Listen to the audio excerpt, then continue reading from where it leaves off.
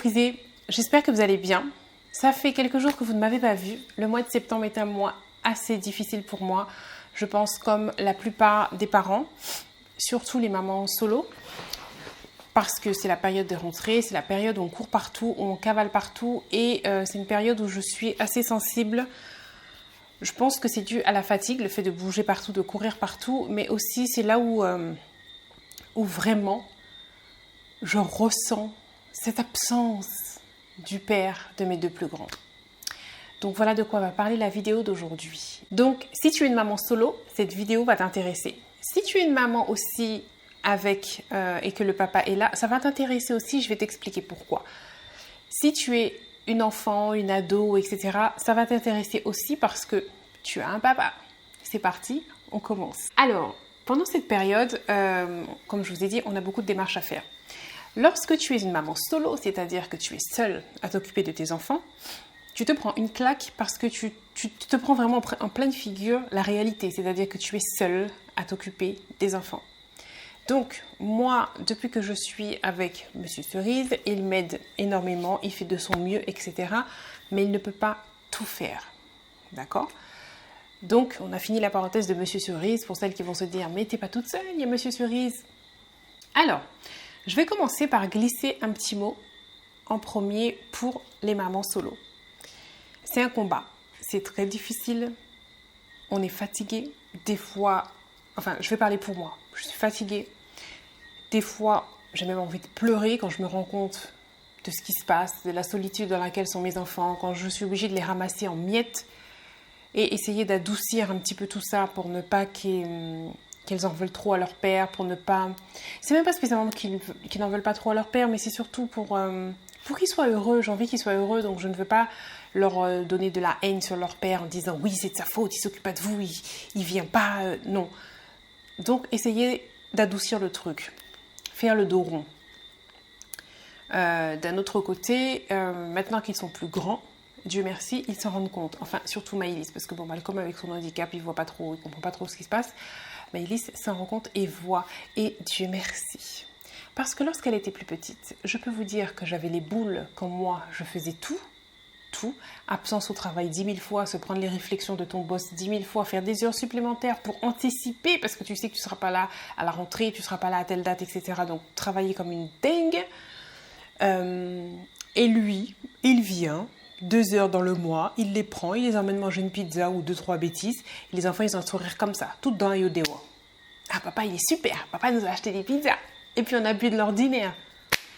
Toi, tu es là, ça fait des mois que tu es en train de ramer, que tu es en train de tout faire. Tu t'es même pas acheté une culotte pour toi, tellement que dès que tu as quelque chose, c'est pour les enfants. Lui, il est venu en 2 heures, c'est le super papa, le héros. Donc oui, j'avais la haine. Je vous le dis honnêtement, ça c'est de vous à moi, j'avais la haine. Bon, Dieu merci, ils ont grandi. Malcolm est toujours dans ce truc-là. Mais bon, comme je vous ai dit, il est dans son monde. Maëlys voit de plus en plus les choses et malheureusement pour son père, elle s'éloigne de plus en plus. Parce qu'elle voit vraiment qui fait quoi et elle voit vraiment qu'en fait, il n'est pas là. Donc maintenant, je vais faire une petite parenthèse pour les papas qui sont là, qui me regardent. Parce que je sais qu'il y a des hommes aussi dans les abonnés. Bon. Être père, vous l'êtes à partir du moment où l'enfant vient au monde et tout le temps, c'est-à-dire tout le temps que l'enfant est là, vous êtes père. D'accord ? Donc, toi qui es papa, je te parle. Si demain tu n'es plus avec la maman, tu es toujours papa. Parce que quand le mien, par exemple, ne venait plus, ni aux réunions d'école, n'achetait rien du tout, ne donne pas de pension, enfin bref, ne faisait absolument pas son rôle de père, ne venait même pas les chercher des fois, presque un an pouvait passer, on n'a pas de nouvelles, ni téléphone, ni le voir, rien, on ne sait pas où il est, est-ce qu'il est mort, on ne sait pas, bref. Et que quand tu arrives à l'attraper là où il fait tchébéi et que tu veux lui dire tes 4 vérités, sa seule phrase c'était « Mais c'est pas toi qui as demandé le divorce. Hein. » Eh ben, débrouille-toi. Tu lui dis « Ouais, mais écoute, pour la rentrée, tu fais quoi? On s'organise comment? Tu achètes quoi? Peut-être les uniformes, moi je fais les fournitures, ou je sais pas, où tu payes la cantine, le car, je sais pas comment on fait. » Il te ressort la même phrase. « Mais on n'est plus ensemble. Hein. Quand on était ensemble, je faisais les choses.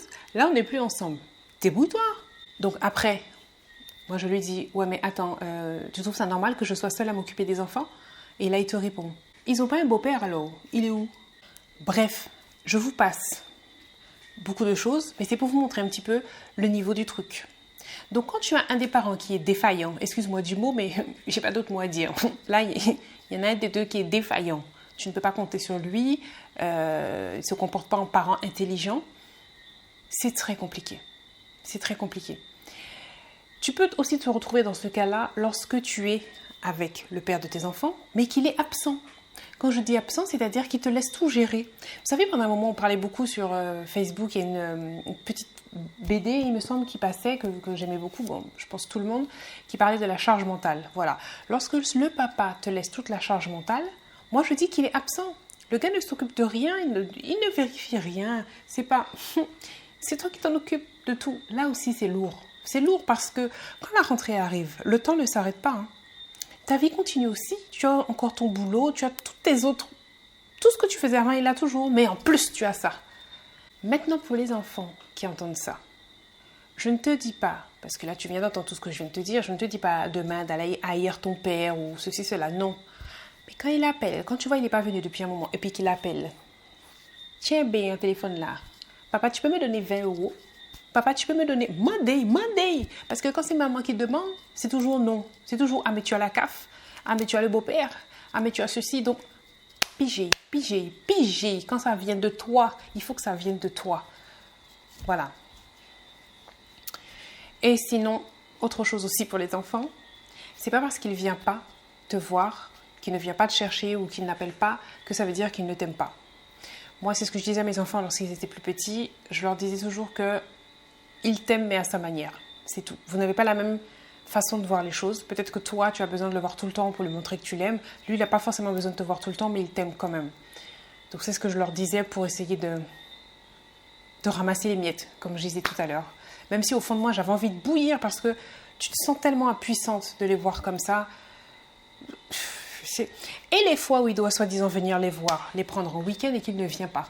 Plusieurs mois passent, il ne vient pas. J'avais été même au tribunal pour demander est-ce que c'est normal parce que mes enfants sont devant la fenêtre à attendre comme des petits malheureux. Il ne vient pas. Ils savent que papa vient samedi à 14h. Il ne vient pas. Et quand tu l'appelles, il ne répond pas. Et quand tu arrives à le joindre des jours après, ouais, ben j'avais autre chose à faire. Quand j'ai été au tribunal, qu'est-ce qu'on m'a dit? Oui, mais vous savez, c'est un droit qu'il a. C'est pas une obligation. Voilà. Donc toi, pendant juillet-août, tu travailles, tu payes le centre de loisirs ou toutes ces petites choses-là toute seule.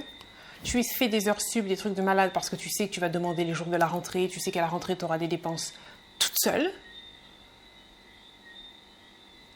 Et lui, il va débarquer, je ne sais pas, soit le jour de son anniversaire ou le jour de la fête des pères, c'est là où il va appeler pour entendre son bonne fête papa. Excuse-moi, tu n'es pas un père. Tu n'es pas un père. Quand tu agis comme ça, tu es un géniteur. Parce que quand tu es un père, tu assumes tes responsabilités du début jusqu'à la fin. Tu n'es plus avec la maman. Ok, mais tu es toujours papa. Donc occupe-toi de tes enfants. Essaye de voir comment ils travaillent à l'école. Regarde s'ils ont besoin de quelque chose. Tu as peur peut-être de donner de l'argent en te disant « Ouais, elle va aller manger ça au restaurant avec son homme ou je sais pas quoi. » Peut-être, je ne sais pas, j'essaie de me mettre à ta place. Et bien dans ce cas-là, achète directement les fournitures. Achète les vêtements pour tes enfants. Passe prendre tes enfants. Tu leur dis, venez, je vais vous acheter quelques vêtements. T'achètes 2 jeans, 2 t-shirts, je ne sais pas. Au moins, tu sais, tu es rassuré, tu sais dans quoi est passé ton argent. L'enfant est content aussi. Quand il met ses vêtements, même si c'est une trousse que tu lui as achetée, quand il va sortir sa trousse, qu'il va la poser sur son bureau, il va se rappeler, c'est papa qui m'a acheté ça. C'est une manière comme si tu le soutiens dans ses études, que tu lui dis, je suis là. C'est important, c'est important. Mais j'ai l'impression que pour vous, les géniteurs, vous vous dites non. Il est parti, après qu'il baille en merde. Enfin, je traduis. Non, elle est partie, je lui donnerai rien du tout.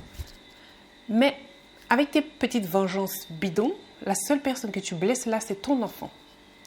Plus tard, il va s'éloigner de toi. Et quand l'enfant va, je sais pas, bien réussir dans la vie, c'est tout ce que je souhaite. Là, tu vas marcher dans la rue, ton estomac gonflé, hein, bombé. Ouais, c'est mon enfant qui est là. Petit mon homme, riche moyen, machin. Ouais, là, ta bouche sera grand. Qu'est-ce que tu as fait pour l'enfant? Qu'est-ce que tu as fait pour l'enfant? Comme vous pouvez le voir, c'est un sujet qui est très sensible pour moi. Je pourrais parler pendant des heures et je m'énerve assez vite. Je ne comprends pas ce genre de personnage-là. Je ne comprends pas. Donc j'ai fait cette vidéo parce que je sais très bien que je ne suis pas la seule. Nous sommes nombreuses dans ce cas-là et je voulais vraiment avoir une petite partie pour chacun. Une petite partie pour les enfants, une petite partie pour la maman et une partie aussi pour les papas qui sont dans ce cas-là. Comme j'ai dit, qui ne sont pas papas pour moi, qui sont géniteurs. Il faut réfléchir un petit peu. Il faut réfléchir. Ne faites pas ça. C'est l'enfant que vous blessez et plus tard, il va s'éloigner de vous et après, vous n'allez pas comprendre pourquoi. Vous serez les premiers à dire « Ah, sa maman lui a monté la tête. » Ah oui, ça sort vite. Hein? Vous n'allez jamais voir, c'est vous qui faites n'importe quoi. Enfin bon, sur ce, la vidéo est terminée. Je vous fais de gros bisous. Je sais que ce n'est pas une vidéo comme d'habitude, mais j'ai vraiment voulu la faire parce que je suis en plein dedans. C'est ça, c'est la rentrée septembre, je commence à être fatiguée. J'ai même fait un malaise la dernière fois quand j'ai visité, quand j'étais chez Enancia pour les produits VAM, je ne sais pas si ça se prononce comme ça, quand ils sont sortis. J'ai même fait un malaise, j'étais fatiguée. Les gens qui me suivent sur Snapchat le voient, je ne veux pas dire blanche, parce que cette expression ne va pas pour nous, mais enfin bon, vous me comprenez, on voit que j'ai une tête de fatiguée. Voilà. Là, je n'ai pas la tête de fatiguée, simplement parce que j'ai mis des lentilles cernes. Lentilles cernes est mon ami en ce moment. Bref, donc voilà aussi pourquoi les vidéos sont un petit peu espacées. Ne vous inquiétez pas, je laisse le temps de la rentrée, tout ça se faire, et ensuite je vais reprendre le rythme.